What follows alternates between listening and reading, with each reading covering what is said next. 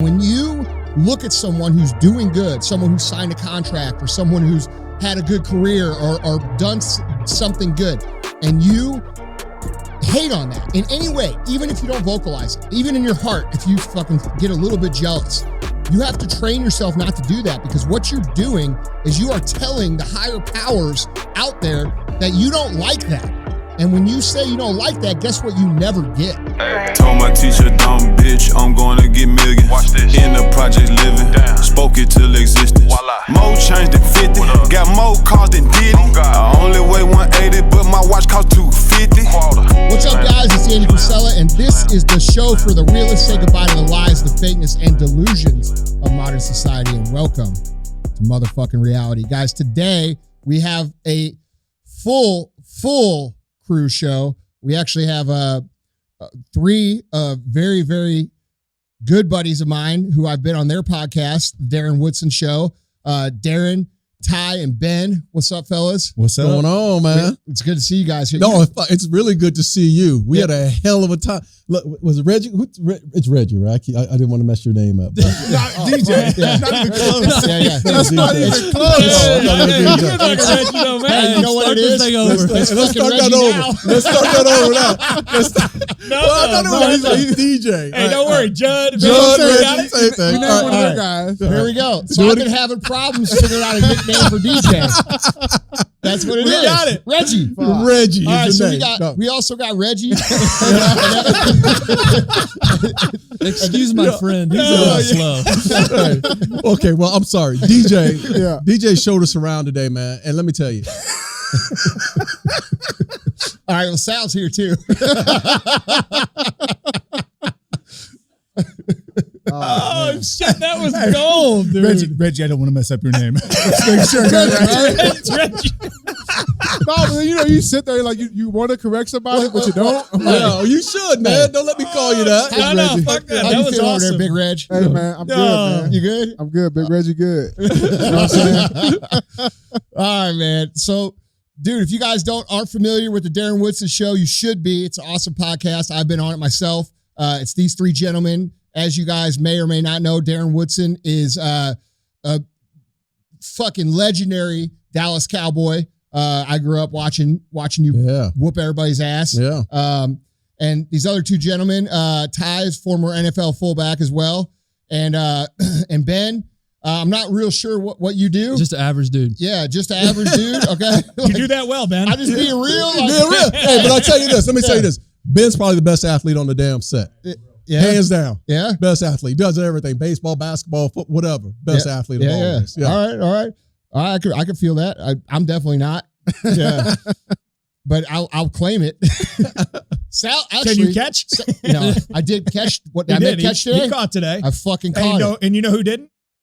Homeboy dropped the water bottle today. That actually makes sense. That's why I play fucking defense. That's right. We saw why he was on the other side of the football today. It wasn't like you were throwing me the damn water bottle. Yeah, you fucking fumbled on your own. It was in my hand. I was just trying What's the old rule? If it touches your fingers, you got to catch it. Touches your hand. Dude, he threw it up to himself. I flipped it over 20 times on 2 or 3 fingers, and I was just doing a little trick with it. That's all. Yeah, that's what she said.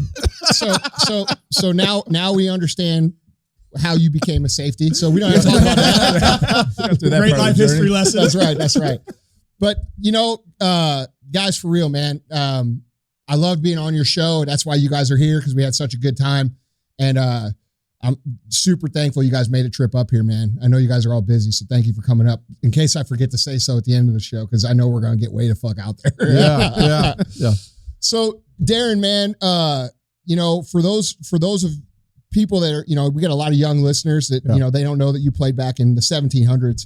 You know what I'm saying? Before helmets. Oh, you like that one, Reg? Yeah, Reg. I like how you laughed about it. I'm going to start calling you Reg from now on now. Yeah. But man, Darren, dude, you guys that don't know, this dude's a legend when it comes to NFL. Most tackles in franchise history for the Cowboys, 3 Super Bowl rings.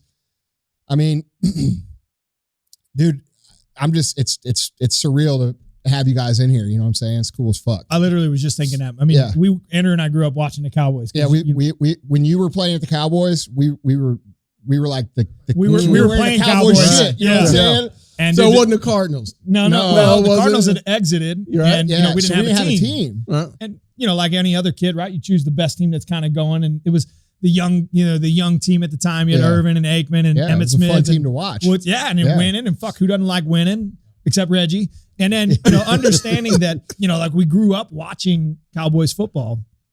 And the fact that you're here is really, it's an honor. I think it's fucking badass for sure to see you guys walk through today. Yeah, the other two guys are all right too. Yeah. And anyways, all right, Dan, you did great. let's keep talking. No, but I mean to have you here today, and we were busting balls earlier and having some fun. It is an honor, and I really do appreciate from my side you guys coming. And for us, man, look, the facility that we just walked through. There's not a facility in the NFL that matches this damn facility. No, dude, no chance. Unfreaking believable. And Sal said it earlier. Like, look, man, we didn't play, at that level and play the sport, but we got our own thing. And I'm telling you, I don't know who wouldn't want to train or be here and be a part of the culture. You know what the best part is too? Our contracts don't run out. Yeah, true. That's right. True. So, dude, the thing is like, Sal and I were both play sports and we understand sports culture. In fact, it's really weird because when we were designing this place, it's actually bizarre that you're sitting here right now, but we would fucking say, did you tell them this? No. So like literally the conversation was, we're going to be the Dallas Cowboys of fucking business. Yeah. When we were designing this building, we'd walk through it. I always admired how the Cowboy, I think the Raiders do a good job of this too. Like everything is Raiders, right? Right. But with the Cowboys, it's fucking everything is the understanding your brand, right? Fully and that's what Jerry has done. The Jones family has done, and it doesn't just start with Jerry. Yeah, it's their entire family down to the kids. They understand and truly love the brand. Yeah, and we're walking around here today, and we walk into the weight room, which is I can't even tell you how crazy that is. We walk into this weight room. All the weights are aligned the right way. And it's not like you're telling or having to have someone that's there policing everyone. They just understand. Yeah, well, you think that. They understand. You're on. Yeah. But it's a standard that's set. Yeah. But it's a standard. It's a culture, right? It's an understanding of it's more than just I'm working here. It's a part of who I am. I'm a part of the fabric here. And that's how it was as a player. And Tyler can speak on this. Playing with the Cowboys and then playing with someone else. It's a totally different deal. When you put that star on your helmet, it's like you're representing something.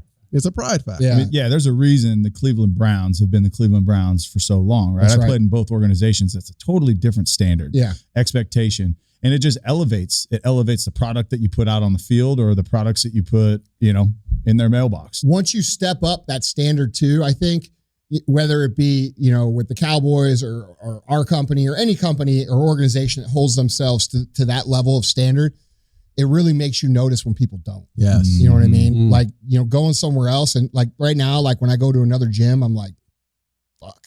Yeah. Like shit I never noticed before. You know what I mean? But I think that's, whether it's that's the pride aspect that makes you feel as if you are part of the culture. Yeah. You do the little things right and you're never going to do a big dude, thing. If you want a high standard for your fucking brand, you got to hold it and set it. And that's it, man. That shit doesn't, a lot of people think, that stuff kind of, there's like a magic to it or a magic materialization, or they think that, there's certain people that understand how to create brand, and there is, but it's not that hard. It's just really setting the standard and then holding it there, regardless of what it is. Right. But you guys are a perfect example though, is there, like you said, there's a standard and you hold people accountable. Like too many companies are scared to hold people accountable because they're scared of the repercussions on the other side. Oh, we don't want to offend them. We don't want to do this. But no, like look at the proof is in the pudding. Like the standards that we set, there's a class that we have to be at, or you can't be a part of the team. That's it. Right. If you're not, see ya. But guess what? They love being here. Like you just walk around, right? Yeah. Like there's an energy. You feel the culture that's here. And I know you guys brought in a bunch of people in the last, 12, 18 months, a ton of growth, right?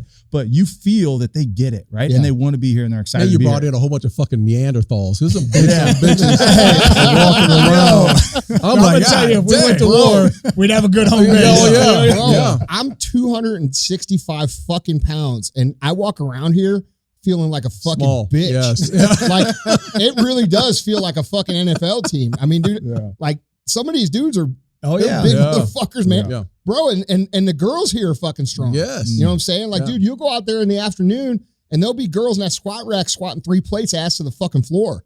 Goodness Lord. It's fucking awesome, dude. It's fucking awesome. No, but I mean, you talk about that pride aspect, and people loving it. I think there's when you look at these individuals and you start to teach them the finer details of life or what's important, the small things do matter. And then what happens is they carry that over into their home life, and they carry that into their house, into their car, and then they carry it into all aspects of life, and they realize that they're elevating their standard in their life. And that's the appropriation that happens inside being a part of a cool culture like the Cowboys. Is it's not just when you show up and go through the doors. It's who you are. You are a Cowboy. You are a Dallas Cowboy. But you know what I always think about when having this conversation, you think about the people that actually set those standards. Like I can remember my entire life of playing football, and you play even, coming in with the Dallas Cowboys or at Arizona State or whatnot, you're around coaches who set a standard. You're around coaches who don't. And those ones that don't set a standard, you're going 5-11. Right. You're below average. You're mediocre. But then you have a coach like a Jimmy Johnson or a Bill Belichick. And in my experience, Jimmy Johnson, and then it was Bill Parcells. Bill Parcells takes a team that goes 5-11, mediocre, no standard, no culture or anything. Guys showed up late, left early every single day. Bill Parcells comes in, and this is how the standard's set. He comes in and he tells you exactly what you're going to do. No bullshit. You don't like it? Fuck out the door. There's an exit sign, right? Yeah. And then when you have that, and the first thing I've told these two guys, to Ben and Tyler, all the time, when I met Bill Parcells, the first thing he said to me is, "You ever heard of the scorched earth process?" And I was like, "No, what the fuck? What does that mean?" And he says, "I'm going to kill everything. All the diseases, all the rats, the snakes that have been here since all those 5-11 seasons, they're gone." Yeah. And that's how you set a standard. That is it, man. Scorched motherfucking earth. That's it. Who says that? Bro, what was the first thing I said to you when I walked up just a minute ago? What'd I do today? Oh, you redlined everybody. What'd you call it? You nuked everybody. Yeah. So that's a scorched earth shit. Dude, I am on a mission in life. Yeah, true. To fucking destroy, dude, and I don't care what the fuck y'all think about this. I am going to literally fucking destroy every negative fucking person in my life. If you bring me fucking peace, you're going to get Andy. I'm going to help you. I'm going to bend over backwards. I'm going to fucking do everything I can to help you. If you bring me any 1% annoyance at this point in my life, I am going to fucking nuclear bomb your motherfucking face. And you are never going to talk to me ever again. And I'm on a mission to do it, dude, because what I realized, and this is, dude, I've talked about on the last show with Ed, bro, and COVID, I didn't do anything for a year, right? Like I didn't travel. I didn't speak. I didn't have any live events. I literally, and Reggie knows this, fucking Big Reg over there. Big Reg knows this. All right. I didn't go anywhere, but I went from my house to my office for 1 year. I went out to eat twice. Okay. Once for my wife's birthday, once for Brian's birthday. And that was it. Outside of that, I did not go anywhere else. I didn't go to the fucking store because, dude, I can't do. Look, dude, you motherfuckers telling me to do. I can't breathe air. I will fucking choke you. I can't. So I removed myself from the situation. But anyhow, I had so much peace, bro. Like I had so much fucking peace, and our business grew. Everything grew. Everything did good. I got in better shape. Everything in my life improved.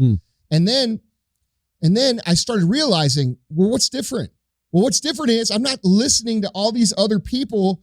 I'm not having to deal with the shit. Right. And so, dude, now I'm just not going to tolerate it anymore. It's just not going to happen. Is it about your time? What is it about it? Dude, is it time? I think it's about, I think it is about time. It's about people not respecting the time. Right. You know what I'm saying? And dude, you guys all understand this.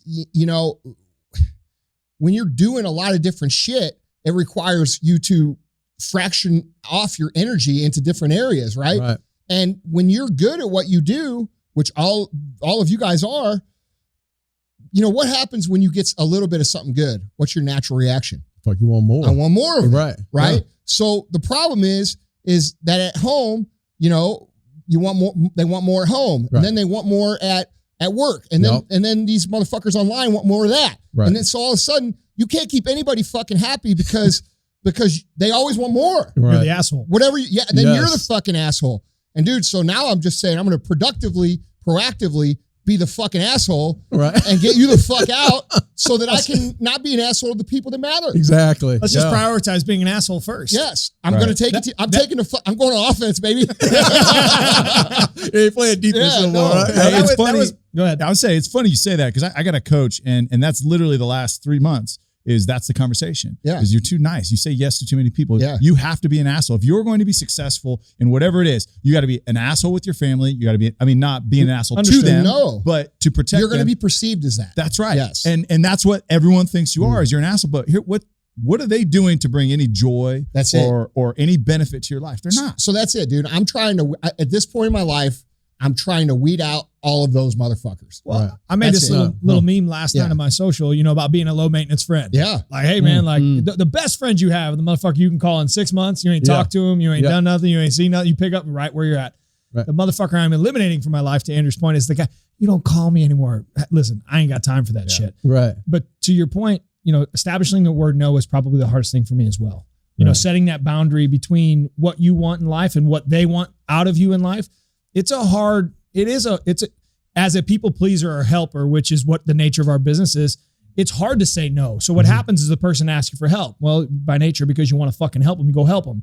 But then you start helping everybody in your life and you realize that I'm out of fucking whack. Right. You know what I mean? Right. The only person that fucking wins is everybody else but you, and it's your fucking life. They don't win either because they're depending on you to do the whole fucking thing for them.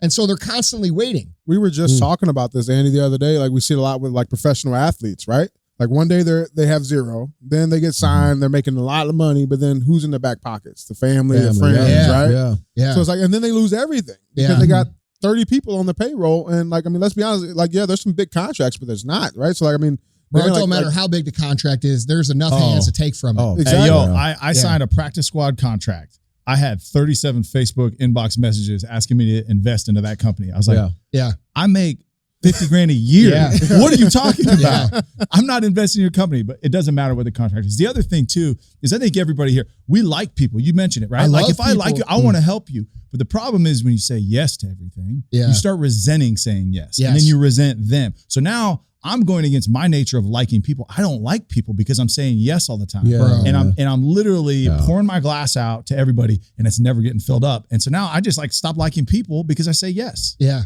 Bro, that's fucking solid right there. That's real shit. I mean, dude, Ed Milet taught me a lot about this because I had this bad habit of saying I hate people. It's not fucking true. I actually really like quality people. I really fucking like people that make little deposits as much as they take. Like, dude, like what you said, Sal, like that's those people, they bring you back in time, right? Like you're progressing and you're growing and you're getting better and you're focusing in and things are happening. And then you have that friend who's like, well, you really hurt my feelings. You didn't call me for the last 4 months. I'm like, well, fuck, dude, you're kind of a pussy. Like, be fucking real. Like, if you're that fucking worried about it, you don't have enough shit going on. But like, dude, dude, like all those little things that people do to you, the little guilt jabs or like, dude, I'm just over it. Like, I'm fucking over it. You know what? Whatever happened to the days when like someone has some success, right? Like Sal has some success. I heard it too. Yeah. How many kids you got? Success. Let's say Man, Sal. you looked right in my eyes too. That is so weird. I have my hand on your shoulder. Don't worry about it. Hey, you're gonna make it. Man. 2 for 2. But what happened to those days when, let's say, Sal has some success, right? Yeah. Like we stopped cheering for people, man.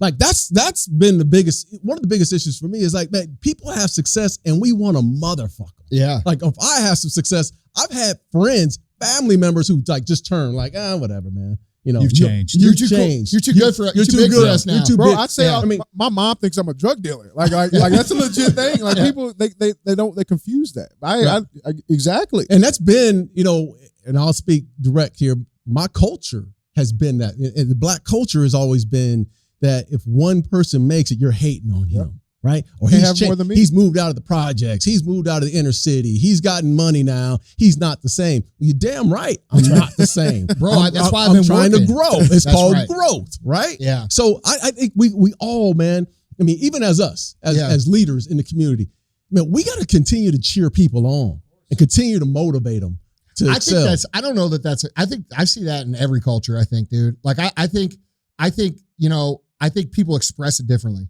You know what I'm saying? Well, We deal with this in our business from a weight loss standpoint. In fact, we did a live. So in our app, we have a live every day, and we get live Q&As. We usually topic driven, whatever. We talk about weight loss, and somebody had written in today's topic, salving a question. I've lost 25 pounds. I'm 135. I'm trying to get to 125, and my friends are asking me why I'm doing it. I'm too skinny. Why do I keep wanting to go? And it's the lesson here for the audience is like understanding that your quote unquote friends, they're going to get uncomfortable whenever you get uncomfortable and they see you having a little success, because it makes them realize that they're not as driven as you are. And they're not willing to make the sacrifices that you are. And they're not progressing like you do. And unfortunately, like an entrepreneurial space, like they don't like that because you're pushing on in life. And it's important to recognize the difference between, and it's not that they don't like you, and it's not that they really don't maybe want you to succeed. It's that it scares the fuck out of them, and it makes them feel average. It makes them feel less than. And so it's a very important, lesson to learn when your friends start to say these things to you, because as you have success, it's going to happen. And I told the story. It's unavoidable. It's unavoidable. When I left my job that I had prior to this to come to First Form, we get this thing going, I had 5 people support me. 5. Outside of that, everybody else was, are you sure you're doing the right thing? Are you sure you made the right decision? Well, that's because all your friends thought I was fucking stupid. Well, they still think that. It's just the 5 know you. They know that you are. So no, I might be stupid, but I just won't quit. Yeah, that's a good quality, right? No, but then you go 5 years down the road, and then it's maybe it's kind of in fact, on my Monday morning meeting this week, I talked about the person that talks shit about the person in your friendship group that's not there. They talk shit about you when you're not there. You know what I mean? So you got to be real clear about these people and understanding, like, all right, man, who's really in my corner, who's not, and then understanding like you can listen to them, but you can't hear and digest what they say. And that's a huge differentiating factor in the words that you're getting down the pipe. Like they're gonna say it, whether you listen or not and digest. It's a totally different conversation. Dude, my new thing on that is my new thing that I've been telling people, because I get that question. That is the biggest fucking question I get out of anybody. Like, how do you deal with friends, family, people you've known, people who you thought were your friends that don't support you or don't, and I'll say this too, the thing about success that you guys have to understand, bro, is like you guys don't understand that there is a God and there is universal powers that you have no fucking understanding of. There's quantum physics, there's metaphysics. These are real fucking things that are scientifically proven. And when you look at someone who's doing good, someone who signed a contract or someone who's had a good career or done something good, and you hate on that in any way, even if you don't vocalize it, even in your heart, if you fucking get a little bit jealous, you have to train yourself not to do that, because what you're doing is you are telling the higher powers out there that you don't like that. And when you say you don't like that, guess what? You never get. So you better be damn sure that you... It's that karma. That's right. That karma. Bro, I'm telling you right now, I truly think the biggest reason that we consistently do well in literally everything has nothing to do with smarts or work ethic or anything. I truly think the cards get aligned for us because I fucking genuinely want people to win. And I don't get jealous like that. Right. Like when I see, like when my friend Ed, who just bought a brand new fucking global jet, like it's fucking amazing. I don't get jealous. I'm like, let's go see that motherfucker. Because dude, what it does is it sets a standard in my mind. I'm like, all right, well, I know this dude. If he can do it, I can fucking do it. Right. You know what I'm saying? And I'm happy for him. But there's no envy there. No, not at all. Well, that's the difference right there. You just said it. I can do it too. Yeah. It's that change in mindset. Instead of looking down on them, you're saying, well, if they can do it, then I can do it too. You guys ever seen that movie, The Edge, with Anthony Hopkins? And they crashed a plane and they're trapped in the woods and a bear chases them and shit. You ever seen that? Never. That's fucking Never. By yourself. You guys have never seen that? Fucking Darren doesn't watch this. How are you? Yeah. All right, look, dude. Darren don't watch real this bear? movie. All right, hey, Woods? Nuh-uh. listen, I ain't watching. all right, I'll explain the whole movie. Go ahead, please do. $1 or $1,000. Dude, you guys have fucking seen it. If I threw it up there, you'd go, oh yeah, I fucking saw that. Look, dude, here's the deal with the movie. All right, the guy's super rich. They go on this expedition. He crashes a plane. He's got to survive this billionaire guy with these 2 other guys, and they got to survive. And so the whole story is they go through the woods, and the fucking bear is trying to eat them. All right. and Anthony Hopkins has a line in that movie that has always stuck with me, dude. Always, always, always.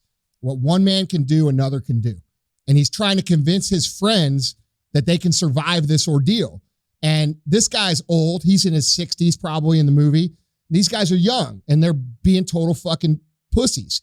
And he's trying to convince them that they can make it. And he's like, look, dude, other people have survived this. What one man could do, another can do. And I heard that on that movie. That movie came out in 1997, I think. And it stuck with me, dude. And I've always thought that. Like, I've always looked at, obviously there's exceptions, right? Like, I'm not going to dunk the basketball like LeBron James, right? It's not, no matter what I do in my life, it's not fucking happening. Yeah, right. So we got to work within our skill set. But most people have a skill set good enough to do pretty fucking good in life. Mm-hmm. And if we could just change the idea from, man, fuck that guy, he thinks he's too big or he thinks he's that or because dude, you guys have to realize when you see someone and it causes even a tinge of jealousy, what that is on your inside is that you don't feel good enough. Okay, well, that's cool.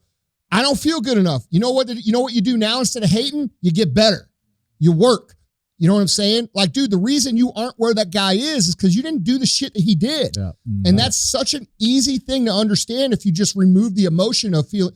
And I'm not saying we never feel jealous. Like, dude, jealousy is a part of it. Fuck man. yeah. Bro, like, part of the process. I don't want this to sound like I never feel jealous. Bro, I used to be the most jealous, fucking spiteful motherfucker there was. And when I figured this out, my life changed. So, like, I'm not saying like, oh yeah, I got it all figured out. I figured it out because I did it wrong for so long. Mm-hmm. You know what I'm saying? Right. And so you guys listening out there, when you see someone doing something good, whether it be losing 30 pounds or 100 pounds, or they became successful in business, or they accomplished something, like they an athlete, they signed a contract or whatever, you guys should be fucking clapping as loud as you can, because when you clap for that, guess what? The universe, God, and all these other things sees that, and they say, well, that's what he wants. Right. That's what she wants. All right. Let me line this up for them to start going. And but they line it up for you. The universe lines it up for you, right? Yeah. And you got to go. Yeah. But here it is. Once you get to that point, and I've seen it. I've seen so many guys throughout my career who've gotten paid big contracts. Yeah. And I've sat there and going, that's some bitch. God damn, how the hell did he make that kind of money, right? And I'm like, good. He's not, exactly. His name is Reggie. And but I'm sitting there watching that. But then, my mind has always been, okay, well, he's got that contract. Okay, that's good. One, good for him. But then it goes back to me, right? Yeah. Now I have to look at me and say, what do I need to do? Not what everybody else. Yeah. It's not outside of that. It comes back to me. And a lot of these conversations come back to who? It comes back to us. Always. And how we look at ourselves. Yeah. Right? So look at yourself and see where I'm deficient. If this is what I want, then my ass better get up early in the morning, get on that tape, make sure I'm doing little things, staying healthy, being available to play or being available at work. Look at yourself. Yeah. And here's a real life story, and I'll keep this as short as I can. Is a lot like you, right? Starting in a small little supplement store, and you're looking at all these other chains, or you're looking at supplement brands, and you're like, these dudes aren't that special. Why do they have it? And I know you just kept working.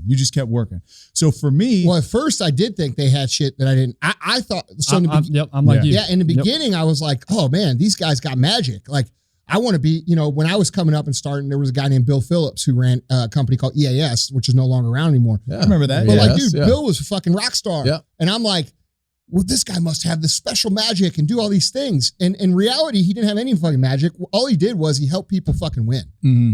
You know what I mean? But you kept working, right? And it wasn't like, oh, poor me, I'm going to quit. I mean, so many people these days, oh, I can't get that. Yeah. But for my journey, it was, I didn't get drafted.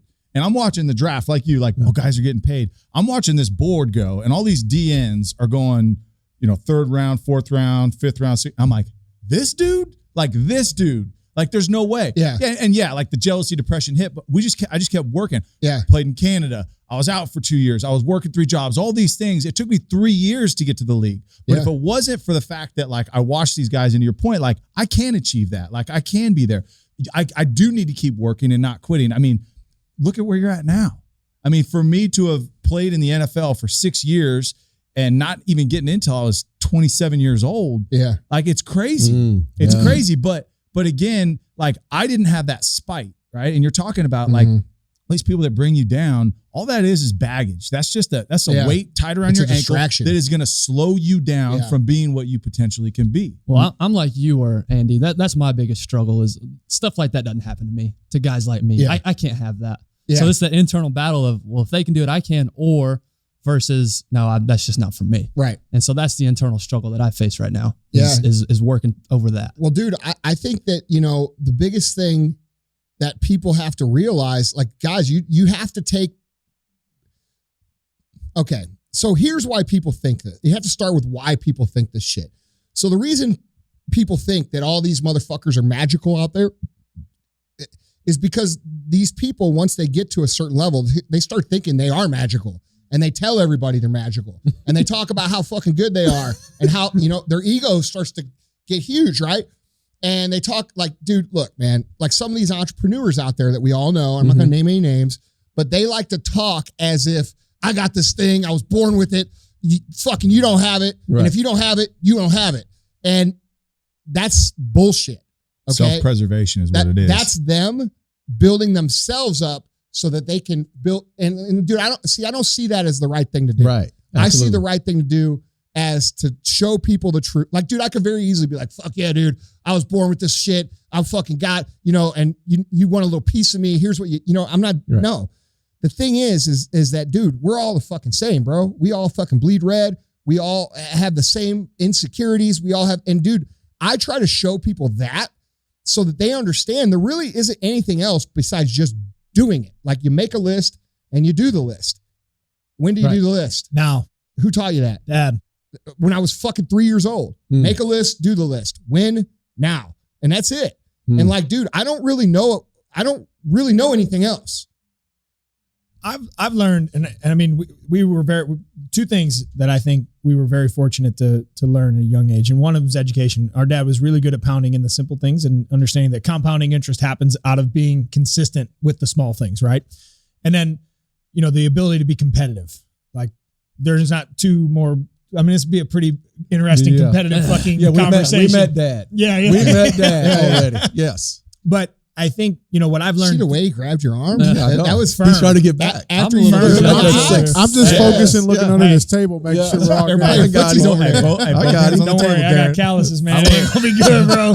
I wish I said over that. But my point being is, you know, what I've learned with young culture, you know, and it's kind of goes against the grain, right? Winning, you know, and everybody's winner. Now, I've learned that most people don't understand what it takes to win, and they've never really won. And winning is really fucking contagious, man. Mm-hmm. And so getting these young guys and girls into a point where we create a little bit of momentum and teach them and let them taste the win and let them smell the win, you realize, like, once they taste it, it's on, you know, then they go get it. You know what I mean? And give them a little. It's kind of like what's the movie? A real movie with Denzel, the drug dealer. In California. Training Day. Yeah. No, I watched Training Day last night. No, when he's American Gangster. You know, when he let him sample the blue magic. Oh, yeah. You know what I'm saying? You got to let him taste it. Yeah. You know what I'm saying? Give him a taste and let him come get it. I've learned that winning, most people never really understood what a win is. And then you show it to them. You let them have it. And going back to your weight loss journey, instead of fucking poking fun at the person that lost 30 pounds, maybe you should go ask them how they can help you or how they did it.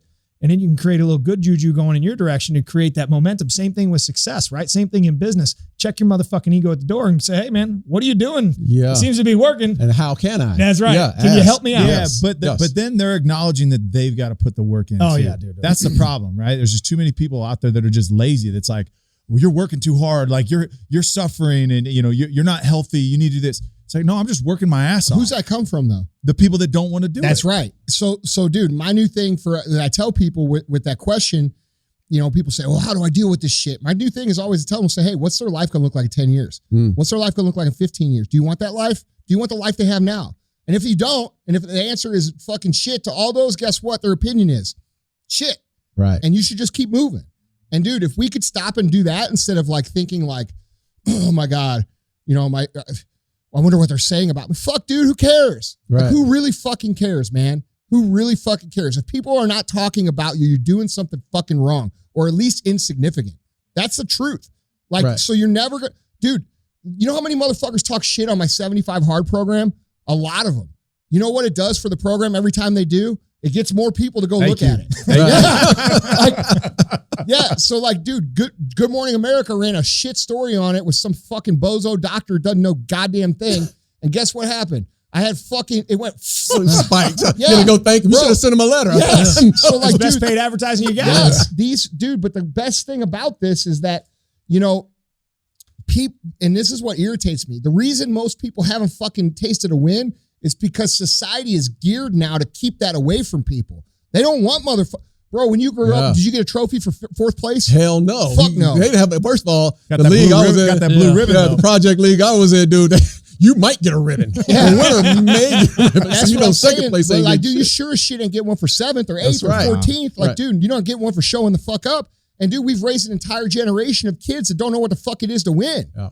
You know, and not only do they not know what it is to win, they've learned from teachers who tell them, hey, you know what? Dude, I got told this shit. My guidance counselor in fucking high school, and I went to a top 25 academic high school, okay? A blue ribbon school where you would think that they would never fucking say something like this. And the motherfucking guidance counselor I had looked at me right in the fucking face. And he said, well, Andy, what do you want to be? Or where do you want to go to school? And dude, I play football, you know? Yeah. And I'm like, fuck, dude, I want to go to Notre Dame or I want to go to Duke. I didn't know shit, you know? Right. He's like, Andy, look, dude, those schools are for cream of the crop. And that's what he said to me. I will never fucking forget it. He goes, those schools are for cream of the crop. And I'm like, yeah. And he's like, and that ain't you. And I'm like, I'm looking at him like, well, fuck you, man. Right. You know, and like that, like I didn't know how to respond to that, but my response naturally wasn't to, like, this guy's in his 40s or 50s. How old were you? Fucking 16, 17, you know?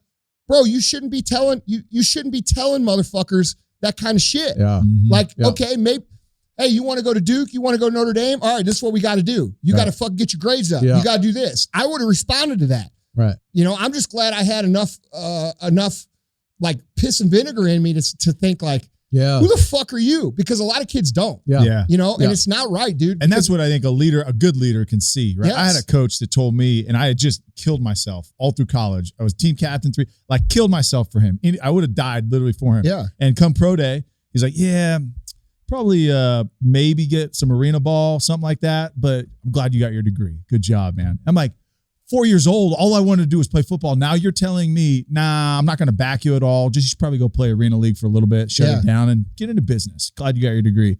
But he knew, though, here's the thing, and I didn't see it at the time. He knew How you'd respond. how I'd respond. Hey, fuck you. Yeah. Hey, I'm having a good day. come see me in 3.5 years, but I'm going to make it. Yeah. I'm going to make it. But I think that's what a leader is. But Yeah. I mean, that's the problem. And you talked about winning being contagious. You know what's even more contagious now is losing. Yeah, Oh, shit. man. Yeah. Yeah. And that's Victim mentality. and you Yeah. talk, I heard you talk about it, right? Oh, It's bro. like we're celebrating the victim, and all Yeah. we're doing is like, no, like that's not it, because you're setting your kids, our kids, the next generation up to do shit. Well, we're To do seeing it. nothing. We're fucking seeing it. We're seeing it right now. We're seeing, so dude, when I started the MFCEO project 2015, my whole reason for starting that podcast was I felt obligated to share the things that I know that have helped me win because I'm winning. And I fucking think, okay, well, if it's really this, if this is what it is, I'm going to share it, you know, and that's the right thing to do. And I saw the culture shifting then. Like I saw it, all these trophies and what was and these kids now, that was what, 7 years ago, 6 years ago. So now with those kids that were 14, now they're fucking 20 and they're 21. Okay. And that's who we see on TV burning the fucking shit down and arguing for all this ridiculous shit that doesn't make any fucking sense whatsoever. And that now, and you know, you can't hold them accountable or it hurts Right. their fucking feelings. Man, yeah. fuck y'all. Yeah. That's how I think about it. You guys are going to fucking lose your whole fucking lives. You're never going to fucking win. You're never going to beat that drum of being a victim loud enough to make a difference for your fucking life. Right. It'll never happen. And you guys, dude, if that's you right now, you better wake the fuck up because you'll spend your whole life beating that fucking drum and you will get nothing for And it. you know Yeah. what? Like, look, and the only way you're going to battle that, if you're that person that's still like a you're self-motivated, you can continue to move forward. If you listen to that bullshit, Yeah. if you're listening to that victim drum, Yeah. it'll affect you. Oh, yeah. Oh, yeah. It's seriously, Yeah. you have to kick that shit in the face, man, and move on and continue to do you. And those that are acting like victims, look, I've been around that mindset for Yeah. a long damn time. Yeah. We can't get a job. I can't do this. So-and-so can do this, but I can't. Bullshit. Yeah. Bullshit. If you start to believe that, is that, well, so man, can another. so can another. And not only that, but man, what happened to the time where, like we always say on our podcast, like that soft mentality will get you fucking nowhere. It'll get you beat, right? To winning is freaking hard, man. I mean, winning is hard. Playing football, we play 16 regular season games, right? 16 regular season games in the NFL. It's fucking hard to win on Sunday. Yeah. And if you're going to win on Sunday, Monday, your ass better be ready. Yeah. Tuesday, there are no days off. No. And it's the same thing for the victims that are out there. Take it off. Stop looking at everyone else saying that it's their fault and point that fucking finger back at you and say, what can I do? Dude, and how about this? How about on top of that, name me a great story. Like everybody likes a great story. Yeah. Name me a great fucking story where the motherfucking subject of the story didn't have to overcome a whole bunch of shit. Absolutely. Yeah. A whole bunch. And dude, here's how I look at it. I look at it like this. All the things that have happened to me, all the things that have fucking got me off track, I could name a million of them. Motherfucker, every one of those, you know what I thought? Dude, the day I got stabbed in the fucking face, and I think I talked about it on your show. Yeah. And dude, I remember the next fucking day what I thought. I remember exactly what I thought. And I should have stuck with this thought because I didn't. I let the fucking victim shit take over for like 2 years. But I remember the next day, like I was all bummed out, right? Because like I'm laying in the hospital and the fucking doctor, he's all pissed off because he thinks I'm some kind of fucking thug that just got fucking stabbed. And I said to him, well, how bad is it? And he goes, well, you sure as fuck ain't gonna be a model or movie star. That's exactly what the fuck he said to me. And so like I was bummed, right? Because like I was, I'm thinking about, I'm thinking about girls and all this shit. I'm like, fuck, I'm never getting a girl again. Pornhub for you, baby. Yeah, that's right. Yeah, you know what? Hey, it ain't that bad.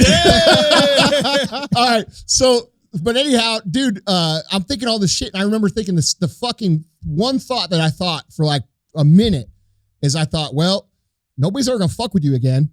And I should have kept that fucking thought. Oh, yeah. You know what I'm saying? Like I thought about it. I'm like, I got some street cred now. Like for like 1 minute, I was kind of like, oh, this ain't that bad. But then I let it all come in. You know what I'm saying? Right.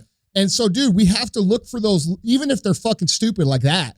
We have to look at those positive things that we can derive and see all these little mountains that we have that we have to climb as part of our fucking story, dude. It's part of our story. That's right. And like, dude, you might be a black kid from the inner city right now, and everybody around you saying America sucks and you'll never fucking make it. And you, motherfucker, there are so many motherfucking people just like you that are fucking killing it. Absolutely. Killing it. Yes. And dude, you could take that same example and argue for anybody because everybody has their own things. Like, if you're a 14-year-old kid and you happen to be listening to this shit and your mom and dad are alcoholics, I don't care what fucking color you are or where you come from, and you get beat and you get picked on. That doesn't mean that you cannot fucking make it. You could be living in a fucking trailer park out in Jefferson County, Missouri, which is like the meth capital of the United States. And behind you might, Fresno. Huh? Behind Fresno. Yeah, okay. But you could be fucking sitting out there right now thinking, fuck, I'm never going to make it. I'm never going to make it. Look where I was born. Look, God screwed me. Yeah. Blah, blah, motherfucker, I'm talking to you. You can make it. And dude, we don't have that anymore. When you and I were coming up, everybody out there was telling us, hey, you could do it. You could do it. You could do it. Even the teachers, you might have some shitty teachers like the one I had, but most people were like, hey, with hard work, you can accomplish it. Yeah. That's you put the time in. Yeah. Dude. Yeah. And these kids now, they don't have that shit. Yeah. Yeah. And you know what? It's a lot to do with fucking us. Yeah. Parents. Yeah, I agree. Is that the kids' fault? Our generation fucking failed. Yeah, dude. we did. Yeah. Man. Yeah. Woo. But here's the thing though. And whether you're that 14-year-old kid from Jefferson City or you're a parent right now that has kids. Yeah. Here's the thing though, is there's all those, look, I try to stay positive, but there's all those losers out there that have that victim mentality. Yeah. Think about it as the opportunity that you have. Either you can change your kid's future by raising him the right way, giving him the right tools to succeed, encouraging him the right way. Because guess what? That competition out there isn't what it was 20 years ago. Nope. And if you're a kid, that competition, like if you're an entrepreneur right now, like a 22, 23-year-old kid, dude, there is gold out there because there are so many lazy people out there that don't want to put in the work, that don't want to go through the things that the successful people have gone through, the valleys, the peaks, the valleys. I mean, the war that it takes to be what you want to be on a constant basis. People don't want to go through that. There is a freaking gap a truck could drive through for people to, remember, we're fullback, right? Yeah. Oh, that hole was so big, a truck could drive through. Yeah. Guess what? Yeah. Opportunity is just like that, right? 100%, dude. 100,000,000%. Dude, I would trade places with any fucking 20-year-old right now. Fuck it. I don't care. I don't care what race. I don't care where you're from. I don't give a fuck what you got, what your I would trade places with any of them because I could be where I'm at in 7 years instead of 20 years. Yeah. That's the opportunity. Yeah. That's right. I mean, unless you played for the Cowboys in the 90s. It's actually a valid point. Yeah. No social media back then. No. Thank God we didn't have social media. What was that like, bro? That had to be fucking cool. He just said, hit it on the head. Tyler just said it right now. If we would have had social media at that time, there's no way I have a ring. There's no way. We couldn't field a team if we had social media. Yeah. With all the garbage. Nasty, vile shit that was taking place on those teams. Yeah. You mean classy, elegant, first class, amazing about the brand. You know what? Our team, you think about Jimmy Johnson. So Jimmy Johnson in the 90s, he came from the early 80s, late 80s, Miami. Yeah. So what were they doing at the U? Yeah. You seen the everything you need to do. That was all Jimmy to win games, right? Give it dance on the field and, wear your bright color. It was the same mentality. Convicts versus Catholics. It was the same mentality with the Cowboys, man. He figured out, and this is what great leaders do. He figured out the type of guys he wanted. He wanted alpha dogs, right? He figured, I'll bring in all these different personalities, all these alpha dogs, and I'll be the one who will push the right buttons. Yeah. And that sumbitch pushed the right buttons. He knew how to motivate us. Yeah. He knew how to get on us after a win. We'd win games by 20-some points. The next day, he was like, hey, look, you didn't do this right. You didn't do that right. Blah, blah, blah. We're running all day. No practice. We're just going. And it was like punishment after a win. So he just knew how to mold that team. And that's no different from what you guys are doing here. Yeah. There's a paradox to that, man. Yeah. That's why Saban's such a good coach too. Absolutely. Like if you pay attention to what he coaches on, when things are good, he locks it down. When things are bad, he gives you a little grace, brings you back up. The paradox to leadership is really simple. It's just people always fuck it up. When things are good, the leaders fucking celebrate with the team. Absolutely. And when things are bad, they complain with the team. Yeah. And a leader's job is not to do that. Your job is to direct traffic and get the fucking momentum back. So when you win by 27 points, but you guys fucking jumped off sides 16 times just because you were good talent and you beat some shitty team, I'm not rewarding you for that either. Fuck you guys. You guys could have won by 70. That's what a good coach does. They bring out the fucking best. I got a question for you while we're on right now. I mean, you guys are around it every day. How do you assess your personnel as far as leadership is concerned, as far as pushing their button? Do you treat every employee the same exact way? Yeah, I don't think you can.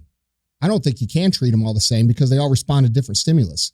You have some guys and girls that they come in and they want to fucking win. They have it in them. You have some guys and girls that have to be challenged to win. You have some guys and girls that have to be built up to win. I think if you try to, dude, at the highest level, man, ideally you would say everybody's a killer. Right. But that's really not true. Right. The truth is you got to bring the killer out of them. And so how do you do that? And Sal, you do this all the time with your meetings. You know what I'm saying? You're meeting with these guys. You know how to respond to, let's say, this person versus person A versus person B. If you go in and try to communicate the same way to all of them, you're going to get half the people are going to get their feelings hurt. Half the people are going to get demotivated. Right. So, I think you have to, like you said, like you have to know what buttons to push to get people to see what you want them to see. Right. I think Andrew's dead on, but for what has worked best for me. And I think every leader's, Andrew and I work really well together because we're yin and yang. Mm-hmm. We're two totally different people. Same mission, never fucking gets lost in the clouds. Like, we're here to fucking win. I don't give a fuck what we got to do to get it done. He knows what he knows the role. He's offense, I'm defense. Right. We play really well. Hey, hey, I need you to go play today. Right. Today I'm going to fucking sit back here. Right. But I think, where I've had the most success in developing young leadership is I deal with firm truth. Like I never back down from the truth. Never. You can't lose with the truth and the facts, bro. That's right. And I deliver it in a firm manner so that and I teach them. So I've learned to teach and help try to coach them through life so that I can build loyalty or trust. So that when I deliver the firm truth, it comes with a little bit of dad to it. You know what I mean? But with the same mission understanding, it's like, when I got to get that fucking rat ass, I'm gonna get the best out of them because they know like it's coming. Like, and I'm gonna fuck with you until I get the best out of you. And I think I do slow, medium, fast from the standpoint of like, slow is I always deliver the truth. I'm always talking to them about life. I'm always trying to help them, through personal situations. Medium is like, hey, motherfucker, we've talked about this before. Like we shouldn't have to revisit this twice. You know what I mean? Like we should not have to constantly, your insecurity because the guy you're leading's been here longer than you have. Like I'm either going to give him your job or he's going to take your job. One of the habit. Like which one you want? You want to take it or not? And then the fucking the fast truth is, all right, fuckhead, it's time to get to fucking busy. And I'm either going to fucking put somebody in your motherfucking job today or you're going to fucking respond. That's it. Like, and there's no in between. And I understood like how to tolerate. Not everybody responds to fast. Not everybody responds to medium. But they all respond to the truth. Right. Well, and I think the goal ultimately too is I know our goal is ultimately to get them to self-assess and coach themselves. That's what I'm ultimately after. Like what I'm ultimately after is really developing them. I was just having a conversation with one of my buddies this morning, and he was talking about employee issues that he was having. And, the thing is when it comes to employees and it comes to the truth and the facts and how they take it is really simple. My goal is to get you to coach your fucking self as it's coming. You know what I mean? Like the reason people really screw up in life is because what we talked about this morning, they stop showing up, paying attention. So, they get a little bit of a win and wins either do one of two things. You guys all know this. It either makes you lazy or it makes you more hungry. That's right. And so, the guys who it makes lazy, you guys ain't never going to make it. Like you just not. So what I try to do is to get people to pay attention to the little bitty things that they do that make up the big things, and nobody here, and there's not one person here who's weak. They're just different. Right. And so, and I think I see a lot of people. Yeah, bro. Yeah. Everybody here, everybody here fucking works. Yeah. And I think, but wait, hold on. Yeah. So I think the biggest thing that business owners really mess up in their, or let's just say organization leaders, whether it's a sports team or a church or a business or anything, is you guys think that once things are good, they're going to stay good. And that ends up screwing it up. Like you think because you talked to your team and you guys went out and won a game that they're going to remember that the next week. No, bro, this is like taking a fucking shower. Right. Like you got to do it every day. Otherwise you're going to stink like a motherfucker. It's like that 24-hour rule. Yeah, that's it. It's over with. You got the win. Now move on to the next one. Yeah. That's it. Placing talent's another thing too. Square peg, round hole. Yeah. Not everybody has the same talent or the same upside or the same potential. Not everybody's really good at building team. They're really good at executing on single task. And so I think, learning to identify that not everybody has the same skill set you have and that you don't need to develop the same skill set for everyone. Somebody's got that was a huge lesson for me. Yeah. As a leader. Well, and I think, everybody wants to throw the fucking football, right? Right. Somebody's got to hike it. Somebody's got to be the left tackle. Somebody has to clean the jersey and somebody's got to bring the water. And understanding that in order to win, you have to develop a team. And not everybody's going to throw the motherfucking football. Not everybody's going to catch football. Somebody's got to run the video. Yeah, but a lot of businesses run like that. I used to run our business like that. Everybody's a quarterback. In the early days. I used to have it structured so like to get to here, you had to go through here, here, and here. Well, fuck, dude, that's not a really good idea because when you have to go through here, here, and here, this is sometimes totally out of line with these people. And I understand certain people like, okay, like I have a guy here who's been with me for 16 years and I used to try to make him be a great salesman. Well, this motherfucker ain't a great salesman. Right. That's just what it is. Right. But he is great at getting shit done. Okay. And once I recognize that, I'm like, oh, and we take him out of here, we put him over here and this fucking guy took off. And my biggest regret in business is that I didn't recognize that early enough. That like it makes perfect sense, right? Like you got this guy who could throw the fucking football. Right. Well, we're going to try to see what he could do throwing the football. Right. We're not going to put him up on the fucking left tackle and make him, right. like. But it's getting to know your personnel, Yes, right? sure. So that's the key. Well, it's not right? as easy as it would be in the NFL. Like you could physically look at someone and say, that's Absolutely. what this guy's for. So you're talking to three guys right here that are on this set right now who come from that world of the NFL, where you've pretty much determined who the fuck you are. Yeah. No, this is who you are. Yeah. You're a long snapper. Yes. You're not a tight end. Yeah. You may do scout work as a tight end, Yeah. but you're a freaking long snapper, right? Yeah. So we understand those roles. One of the transitions that we've had to make, and why our podcast, and why I always say our podcast is so therapeutic and what we've gone through, because it's a transition of being in the NFL, now we're in the business world, right? Is having those conversations. Because some of what we've learned in the NFL applies. Yeah. And some of what we've learned in the NFL does not apply. Right. And we have to change our mindset and have conversations with you, Andy, and do your story, Sal, you're next. You're doing your story and learning off those stories. Am I right? That's right. I mean, that's why, like I always talk about our podcast. When we first got started, I was like, I don't know about, this shit. Yeah. But as we've gotten going, man, it's taught me so much about just life and business and talking through some shit. And talking through shit. Yes. Like we are talking through it with some of the best that's ever done it, and that applies to what we're doing. So that's the message. And I always say, our show is it's therapeutic. It's an amazing show. It's amazing. I love the show. It's probably the best show I've ever done or that I've ever had fun on. I appreciate that. It was great. You know what I learned today?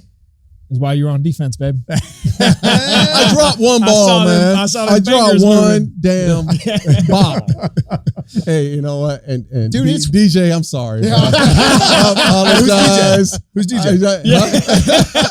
Oh, you mean Big Red? Oh, Red. Hey, I know Big Red. Yeah. One thing I do want to ask it, and you touched on it a bit earlier, because we spend a lot of time talking about how to win and how to get to that point of winning. I think for me, the most fascinating thing now is, all right, once you're there, how do you continue that? I think we talked about this out in the gym this morning, dude. There's a big difference, man. If you show up every day and look, man, if you want to fucking be ultra successful in life, you have to fucking buy into this idea right now. It's going to be a battle every fucking day, period. Just accept it. It's never going to. I have so many of these people that hit me up in the business world or the entrepreneur world, and they're like, well, when's it going to get easier? I'm like, never, motherfucker. If you want to win, it never gets easier. It just gets different. And so what you're worried about in the beginning, which would be like paying the rent on your space, or, you're looking at the sales numbers every 3 fucking hours. Like, dude, I've did that for fucking years and years and years and years. I probably in the last year just got to the point where I don't check the sales numbers multiple times a day. Like, so now I'm worried about other shit. Now I'm looking over here or that. But I think if you just buy into the fact that, like, dude, okay, I'm gonna go to battle every fucking day, and your chances of success just go up 1,000,000-fold when you just accept that. Just accept it. I'm gonna have to work hard until I fucking die. And you know what? That's not that bad. And guess what? But at least you know what you're in for. Yeah, you don't go to bed surprised every night. That's like, true. damn, what the hell? Yeah. You can go to, all right, let's go. That's right. And so it takes a lot of anxiety and a lot of like shit that I would used to worry about off the table. Like, all right, fuck it, man, I'm in.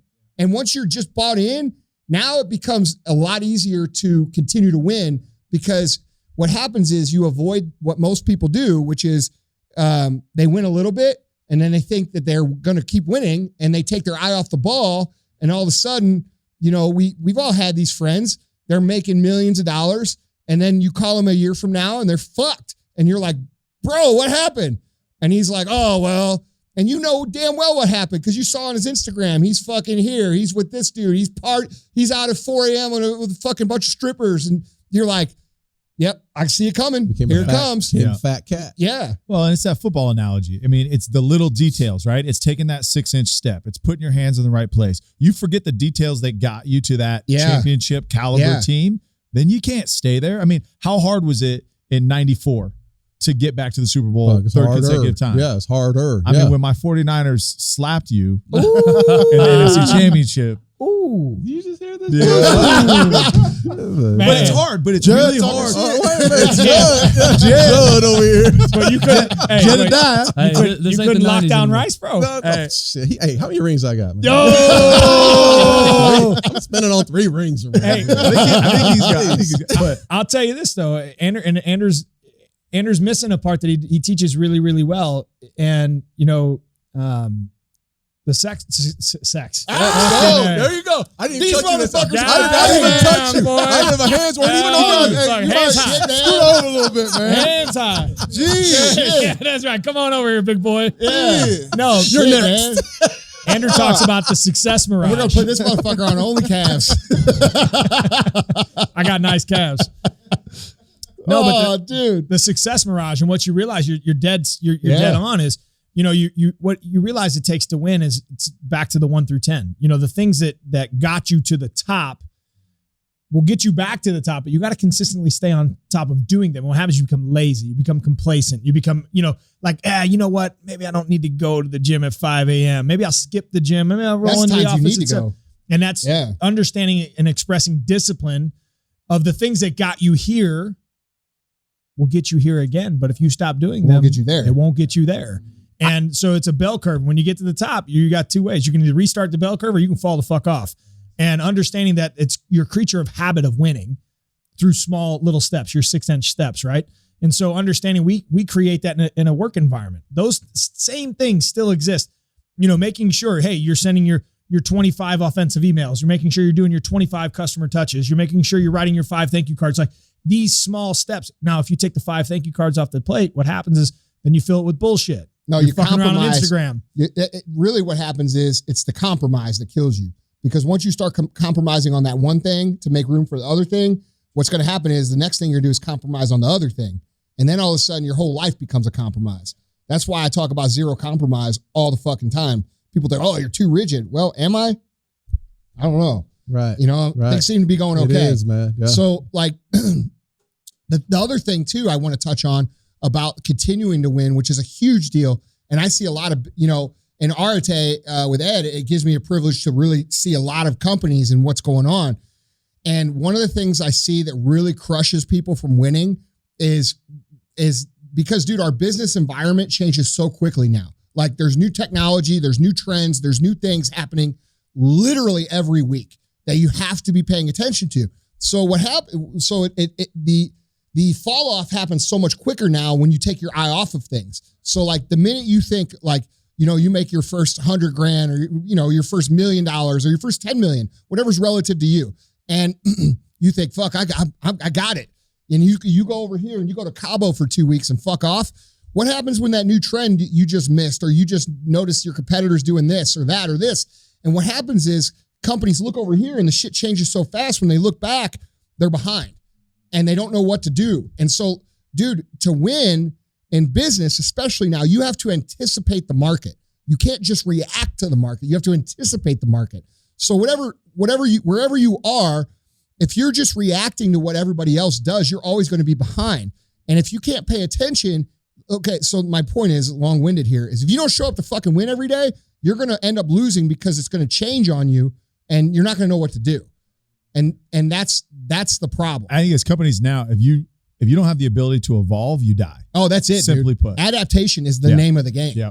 Well, and doing it dynamically, like you got to be fast, man. You know what I'm saying? Like we're in a very much of an ebb and flow economy, and understanding like, okay, what happened in COVID? If you don't have a D2C opportunity, or what we learned is everybody's got a D2C opportunity. How fast you evolve to it is how well you can stay on top of the water. You get fucking eaten up by the waves. Restaurants included. Can you do curbside? Are you available to do it? Can you make it happen? Like, can you adapt and make this thing fucking work? Yes or no? Because if you sit back and you just expect everything to go back to normal, you're going to get your fucking ass beat. I saw 2020 as a huge test to show who the fuck, because dude, entrepreneurship has become a popular thing. So what I saw happen was a lot of the people that really shouldn't have been entrepreneurs are now out. And a lot of the people who are willing to adapt, they're in and they're doing great. And so what really happened here is, and dude, a lot of people, you're going to fucking email me. I don't give a fuck. Don't at me about it. This is the truth. It's the truth. The business returned to its rightful owners, period. That's what happened. The people with skills got their business back. The people who don't, they lost. And that's natural selection. We don't know what the fuck's going to happen. We don't know what we don't. How the fuck do we know unless we just show up every day and pay attention? I can tell you this: when they started talking about the fucking economy locking down in January, him and I were making a fucking plan. Instead, everybody else waited till they actually closed it. Right. And so when it happened, that's when the discussion, just for an example, that's when the discussion of putting the Zoom rooms came in. They started talking about COVID and they're talking about shutting down this and that. And we're like, fuck, dude, if we can't, because we were heavily built around in-person events. Absolutely. In-person coaching. Right. We'd have 10, 15 people come in. We teach them in person. Well, fuck, you can't do that.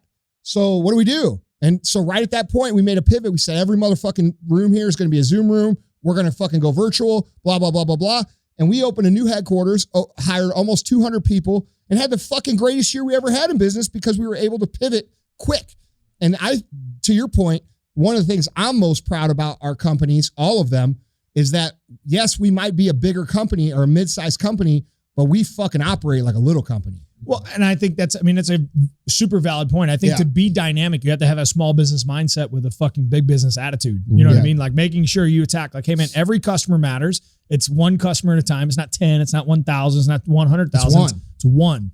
And trying to take that to scale.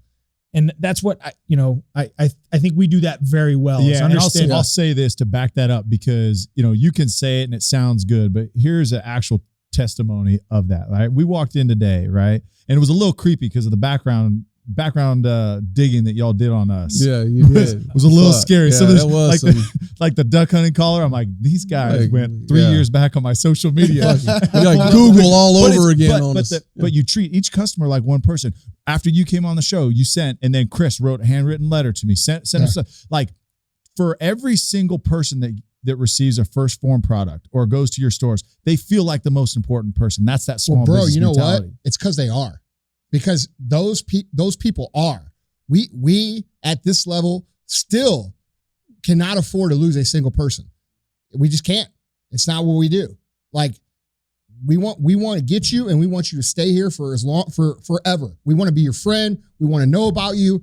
We want to help you get whatever it is that you're trying to get.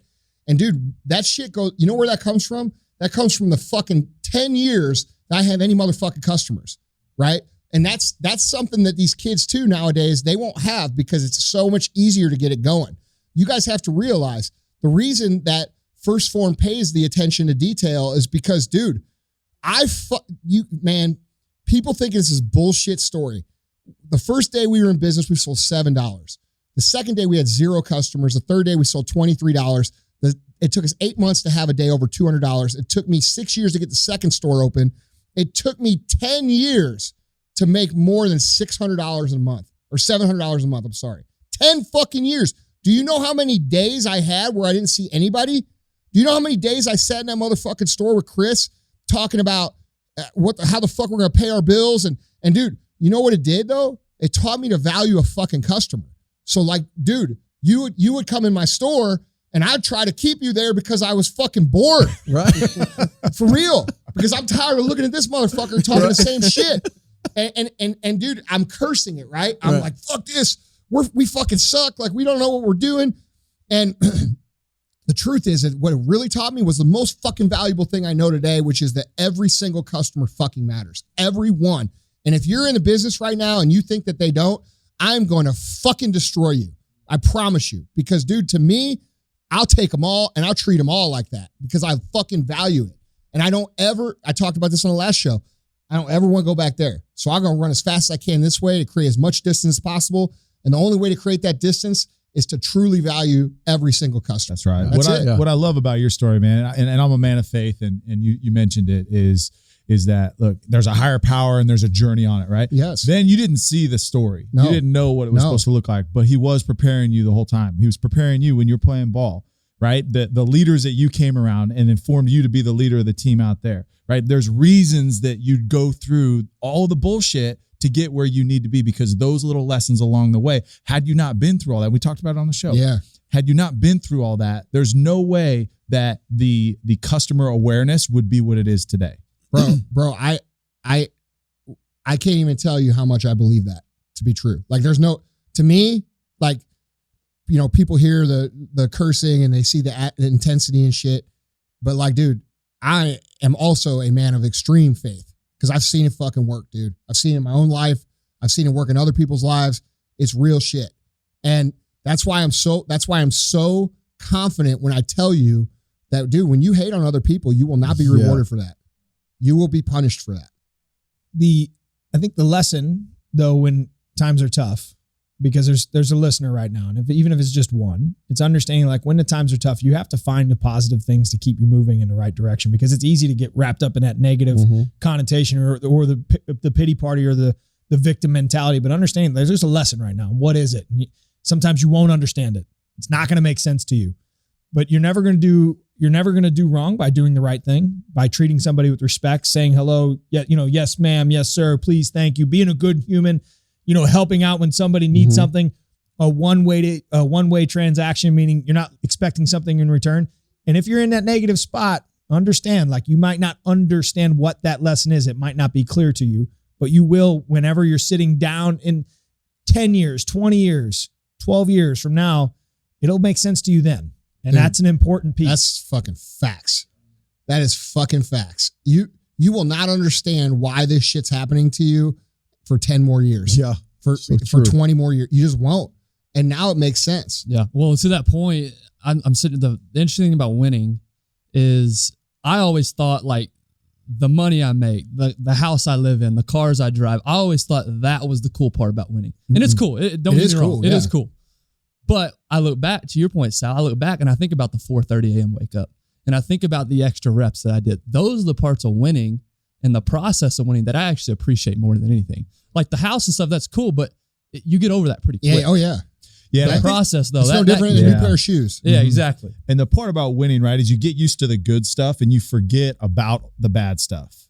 And for me, I struggled this last year and a half or so. Like, times were hard. I had just made a transition into real estate, commercial real estate, and times were hard. It's a grind, and right.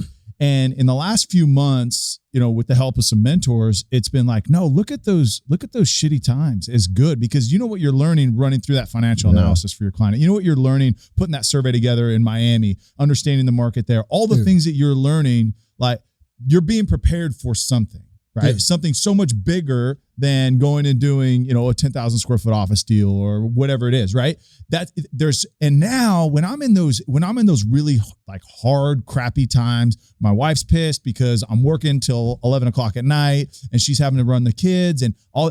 It's like, you know what though? Like, we're going to be so much better because of this, bro, because of all of these times. Yeah, there's practicality to that too, though. Yeah. So while I appreciate that, you guys who are listening, you have to understand there's practicality to this, okay? Because a lot of you, what you want is you want a mentor or a coach or someone like, I get this a lot sometimes not a lot, but sometimes in Arte, where people get overly dependent on what I'm telling them to do, all right? So you guys have to understand that a great coach, they're going to tell you what to do, but then they're going to shut the fuck up, okay? And you have to go do it. And I was talking to one of my guys in Arte this morning, and great fucking dude. And the reason I love this motherfucker so much is because he fucking executes. Like, it's not like we're not like grabbing each other like you guys are and shit, all right? Like, don't be hating, bro. I am a little jealous. Aaron's got soft hands. He's just not good with them. The ball. But dude, for real, like I'm fucking sitting here and I was talking to him and I said, hey,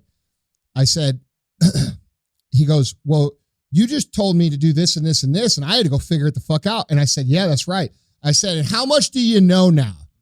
And he's like, fuck, I didn't even think of that. And I'm like, he goes, but I know fucking everything. And I'm like, that's what a coach is supposed to do. That's right. A coach doesn't run your motherfucking play. A coach tells you, this is the direction I think you should go.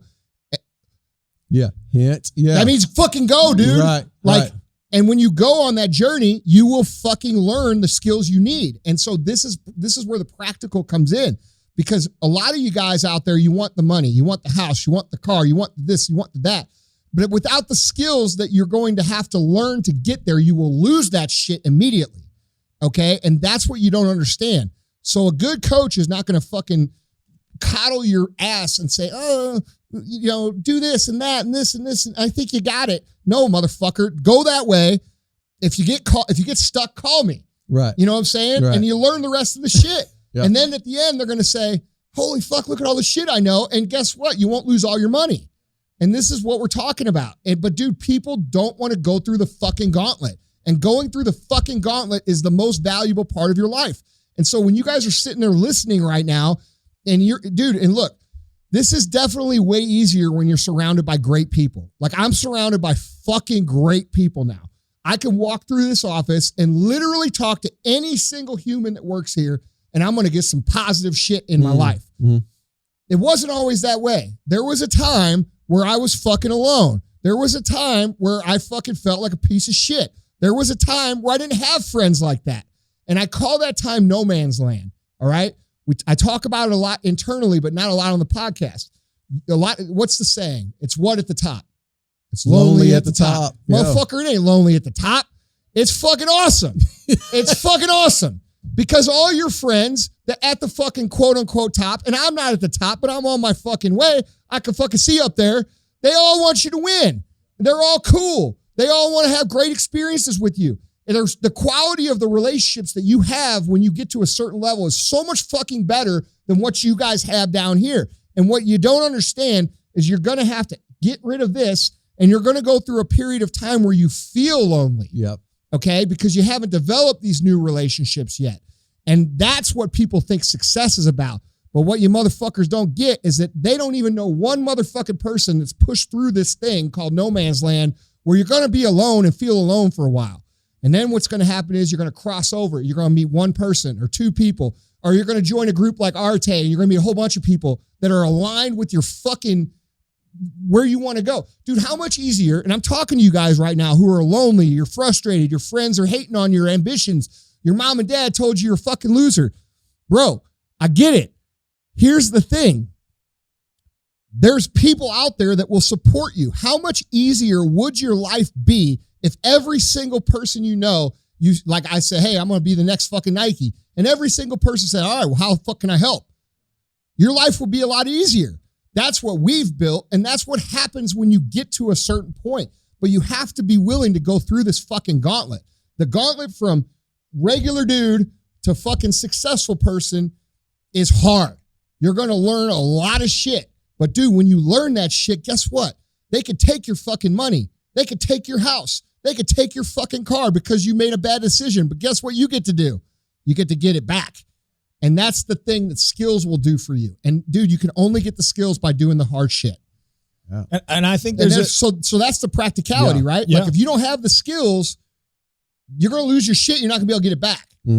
Yep. Because bad shit's going to happen, motherfuckers. Yeah, absolutely. Yeah. Yeah, it's coming. Yeah. But I think we live in a great time. Like think how much access you have to great shit right now. Education, direct access, visualization. We didn't have that growing up. Fuck no. So I mean, like instead of like focusing on negative, say, hey man, I might be able to go through that process a little bit more efficiently because I don't have to lose as many times as those guys did. Yeah, but see, dude, the kids now, bro, they don't understand the perspective of they don't see what it used to be. They don't see that, bro. Dude, right now, I can name 10 motherfuckers off the top of my head that are worth literally hundreds of millions of dollars that dedicate all kinds of their time to help people win. Back when I was fucking coming up, there was one motherfucker that did that. One. His name was Tony Robbins. Yeah. And that man is responsible for more motherfucking success on this fucking planet than any other human. Period. You can think what you want about him, but that's a fucking fact. That guy inspired the whole fucking group of people like me and all these other dudes that are giving all their shit. Okay.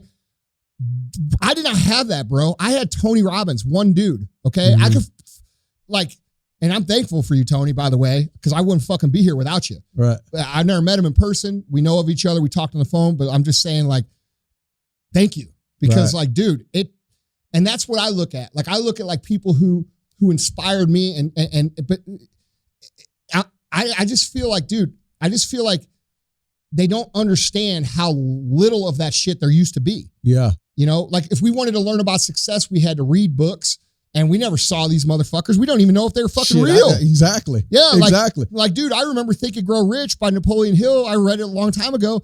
And I'm like, fuck, is this guy even a real human? He's Napoleon. He died a long time ago. Now you have all these dudes like the Ed Milet's and the Manny Koshbins and, myself and these other guys who are fucking showing you how to fucking win. You have access. And what success looks like. And you can see that it's real. You can see it's real shit. Bro, how do you know you can achieve something if you can't even see it as real? And like, that's where we all came from. Mm-hmm. You know what I'm saying? We had to really believe. Right. Now it's like you have the fucking proof and you still don't believe? You're right. What the fuck, guys? Fuck, my whole life, Darren was just on a poster on the wall. You know what I'm saying? Like, he's real. Now he's fucking real. Now I'm rubbing his leg. Yeah. Now he's here. You guys get to flirt. Fuck, man. Did I have clothes on? I'm just saying. Pamela Anderson's next to you, so you got beat, bro. Oh, well, that makes sense. So you basically programmed yourself. No, I was like, damn it. You know, there was like a poster and all five of y'all. I think you were looking at Darren at the wrong time. No, he's over there. You know what I'm saying? Pamela was down there. No, but there's I think because a lot of times, and this is maybe not victim mentality, but this is a process that happens in human nature. You think, well, it's different for you. And here, I'm gonna give you an example. It's not different, and it's not different for us even now. Like when you walk through this building and you see all these things. Andrew said something, and I think, you know, my friends and our friends respond maybe a little bit differently now, but they certainly still think we're fucking crazy, right? Andrew's like, oh, we're going to go after Nike. I tell my friends that. I would tell people in our environment that. And like now they'll like believe in you kind of, but you know, deep rooted in the back of their fucking head, they're like, there ain't no motherfucking way. These guys are fucking That's crazy. I'm comfortable with that. But nobody's always thought that. Yeah. But you have to think that to just its scale. It's the same fucking process. It's the same doubt. You deal with the same bullshit. So it's not different. It's the same. We're going to go after fucking Nike. And I challenge you this. You walk around this building and Andrew says, oh, like if you really ask Andrew, we're winning like earlier, he said, no, we're not even close. We're just getting started. Like this, in fact, if you look at our timeline out there, it's day one. Like we went through the whole timeline when the day we moved in here is day one. It's just the rebalancing of where we're at. Now we got to go attack where we're going. And you think about that goal, you know, we're going to beat Nike. In our minds, we haven't even been in business 1 year yet. Yeah, that's right. Coming up on June. Yeah.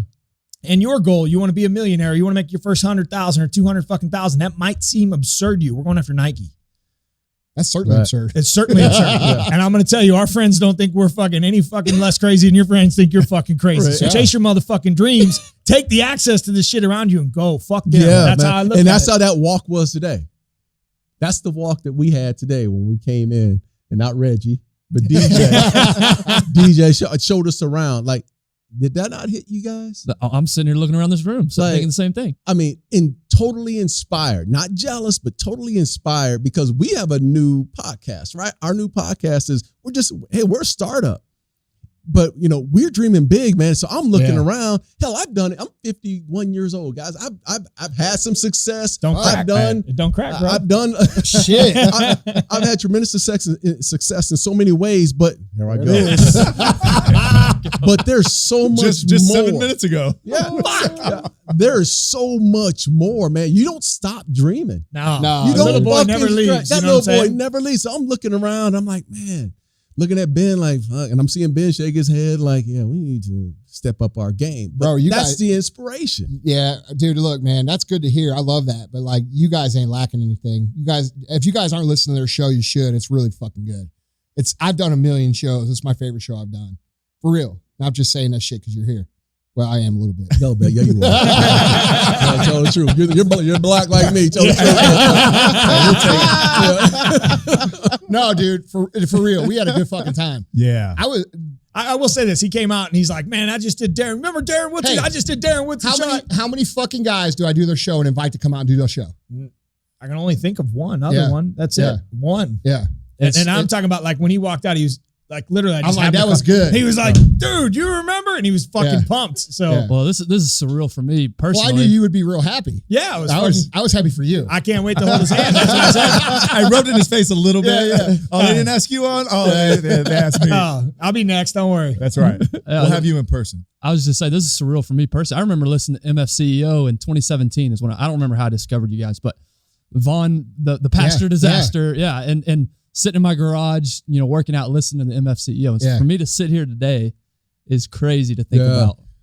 I wish Vaughn was here, bro. Vaughn is going to be way more involved with the show moving forward again. But what a good fucking dude. You know what I'm saying? That time. No, he's the best. Bro. One time he told me to fuck off. Listen, man.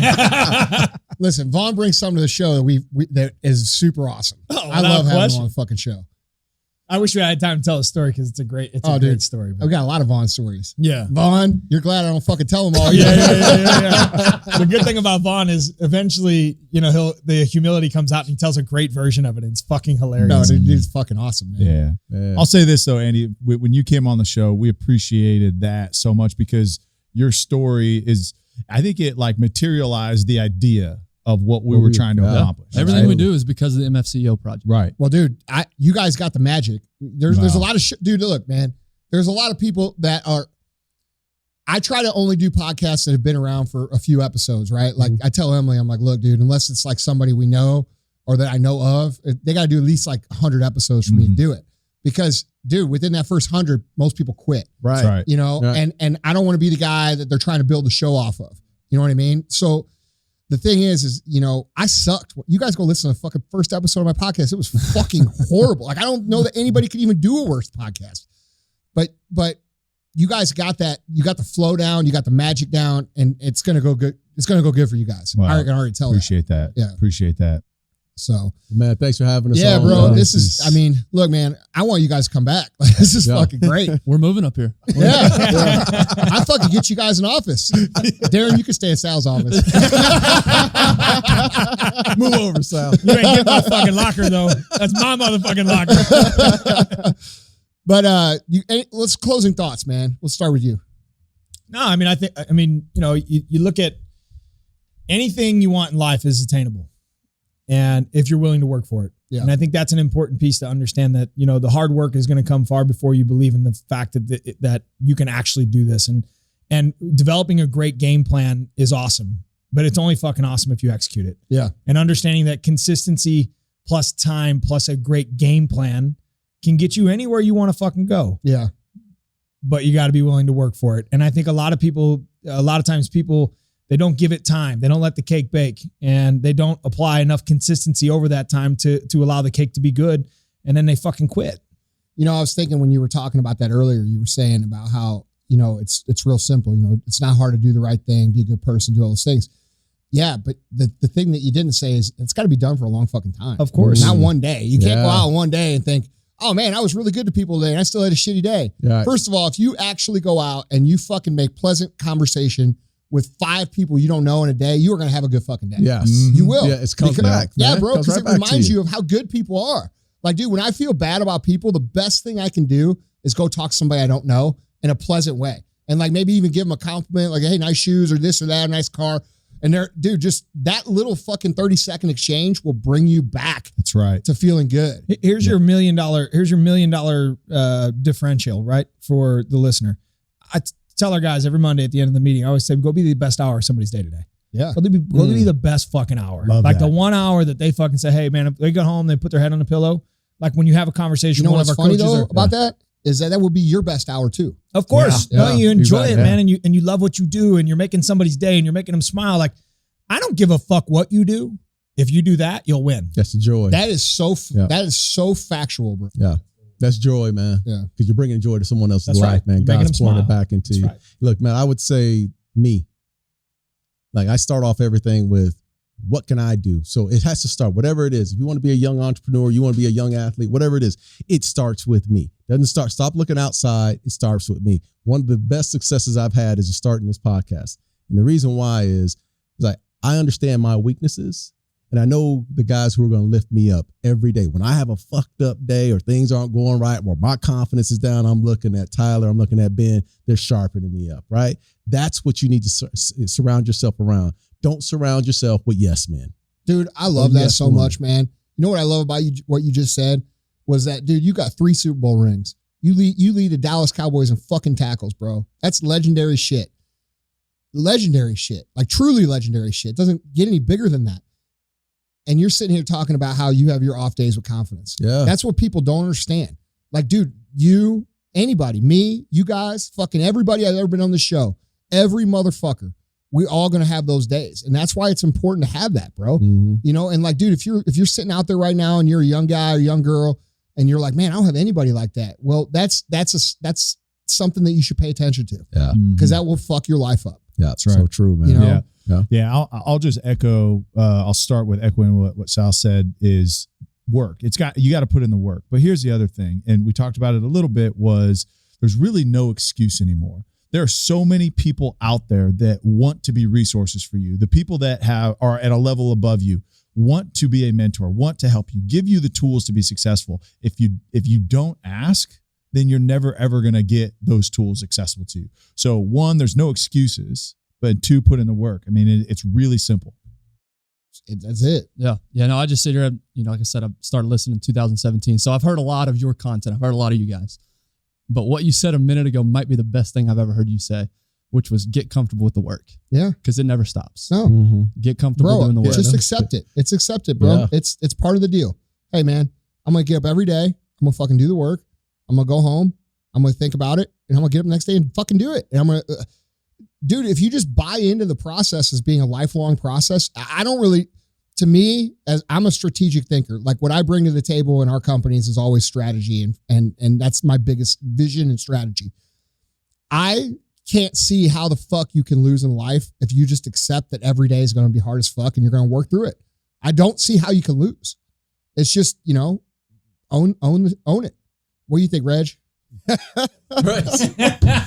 Hey, man, I've been sitting back here just listening and got a lot of good points. And I think one thing that kind of stuck with me is, you talk about the victimhood stuff. The only person that can really tell you no is yourself, right? Like gas on the right, like Sal says, right? And just get the stuff done. And so no goal is really too big. I'm sure, you sit next to a 3-time Pro Bowler. I mean, like Super Bowl champ, 5-time Pro Bowl. I mean, like nothing's really impossible, right? So the only person, like you have a lot of negativity in your life. The only person that can really tell you no is you. Yeah. He ain't that cool, man. No, hey, Darren, he's just trying to check you with 3-time Pro Bowl. Reggie did 3-time Pro Bowl. I'm sorry. I'm sorry. Hey, fuck you, man. You said basketball, right? Basketball. This guy played in Michigan. That motherfucker definitely did that on purpose. Yeah, he did. Fuck yeah, he did. Don't think you're even yet either. Well, hey, guys, I just want to say thank you so much for supporting the show. Please support these guys. They're doing good stuff, and they stand for the things that we all stand for here. I just want to say, in turbulent times of the world right now, I truly can't tell you how much I appreciate everything that you guys do for us, supporting the companies, supporting the show. As you guys know, we don't run ads on the show, and I don't run ads to market the show. It's all organic growth. I think we were number 1 show today in business. And that fucking speaks a ton to you guys. And I just want to say thank you so much. We might not do everything right, but we do the best that we can. And I love you guys for supporting us. Thank you so much. Told my teacher